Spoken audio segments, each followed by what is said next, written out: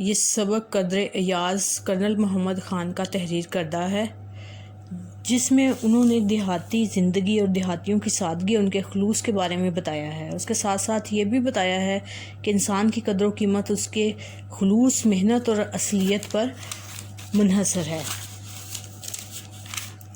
Colonel Muhammad Khan نے مزاحیہ اور واقعاتی اسلوب کے ذریعے دیہاتی زندگی اور دیہاتیوں کی سادگی، ان کے خلوص کے بارے میں بات کی ہے۔ مصنف کے مطابق انسان کی قدر و قیمت اس کے خلوص پر منحصر ہے۔ دیہاتی اپنی اقدار کی حفاظت کرنے والے ہوتے ہیں اور بڑے پرخلوص اور بڑے مہمان نواز ہوتے ہیں۔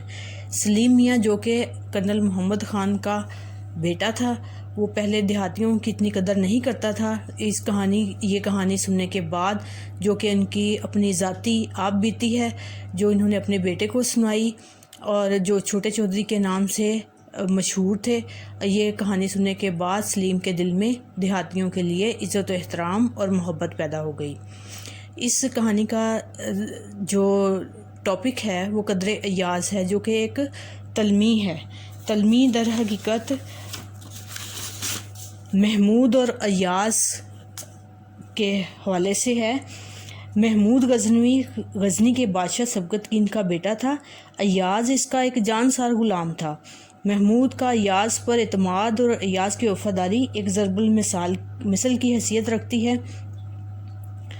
چنانچہ آقا غلام کے گہرے تعلقات کے اظہار کے لیے یہ تلمیح استعمال کی گئی ہے۔ اس سبق میں جو مشکل الفاظ آتے ہیں وہ یہ ہیں: قباحت، برائی، امتیاز، فرق، نوعیت کا مطلب ہے قسم اور حالت، تلافی، کمی پوری کرنا، مبہوت، حیران ہونا، دستور، قانون، گرانی، ناراضگی۔ اب اس کہانی میں کرنل محمد خان نے یہ بتانے کی کوشش کی ہے کہ وہ ابتدا میں دیہات میں رہتے تھے اور چھوٹے چودھری کے نام سے مشہور تھے، اور انہوں نے بہت محنت کی۔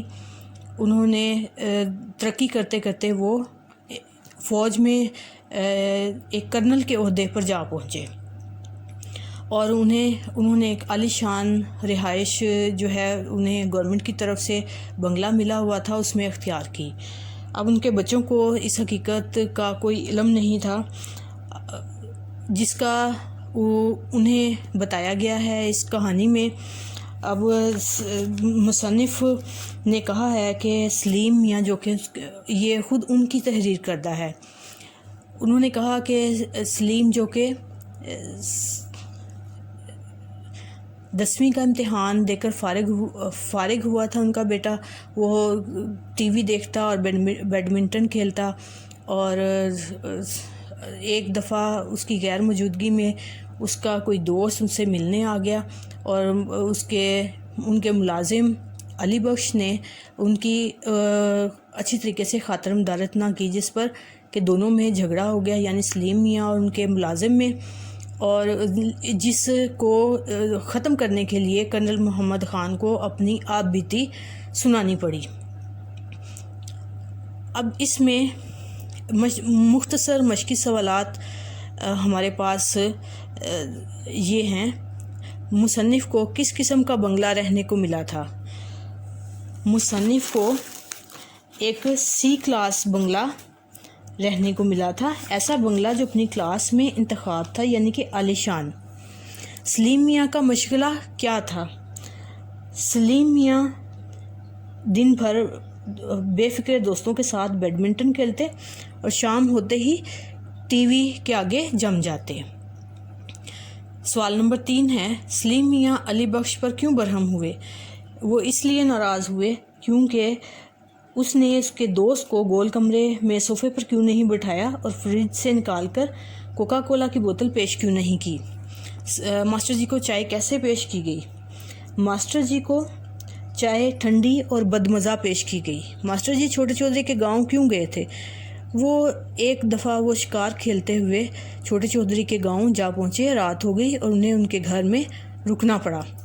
دیہاتی لڑکا پہلے دن اسکول گیا تو اس نے کیسا لباس پہن رکھا تھا؟ تو اس کا جواب ہے کہ دیہاتی لڑکا پہلے دن اسکول گیا تو اس نے سر پر صافہ باندھے، صافہ بدن پر کرتا اور تہمد اور پاؤں میں پھٹواری جوتا تھا۔ سوال نمبر 7 ہے دیہاتی لڑکے کی کہانی سن کر سلیم میاں پر کیا اثر ہوا؟ تو اس کا جواب یہ ہوگا کہ دیہاتی لڑکے کی کہانی سن کر سلیم میاں حیران رہ گئے۔ انہیں یہ یقین نہ تھا کہ وہ چھوٹا چودھری اس کا باپ ہی ہو سکتا ہے۔ اس کی آنکھوں میں ایک دیہاتی کے لیے محبت اور احترام کی چمک پیدا ہو گئی، اور جو پہلے اس کے دل میں دیہاتی کے لیے خیالات تھے وہ یکسر بدل گئے۔